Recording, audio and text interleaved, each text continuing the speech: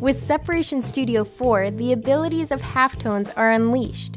Here's a technique to capture a retro feel with your prints. Here we have a tropical sunset with a soft gradient. We want this to feel retro, so we don't want this gradient to feel too smooth. Let's get to it. First, let's make sure the palm tree has some weight to it, and we'll be more friendly with registration, so we'll open the spread window and spread only the palm tree separation. This gives just enough overlap to make registration on press easy. Next, we'll arrange our colors into our print order in the press fit window. Now it's time to print our films. This is where the magic happens. We're going to have different settings for each separation, so we'll start by turning off Apply to All. Let's set the orange and yellow separation to halftones and leave the palm tree solid. Now we'll set the orange separation halftone shape to line with an angle of 0 and a frequency of 5. This will make the orange part of the gradient thick horizontal lines that fade with the blend.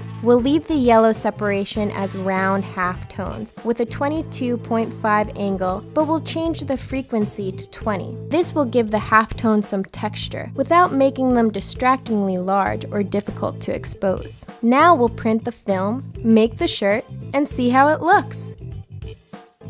Since Separation Studio also honors overprinting from the original file, this special effect halftones have no registration issues.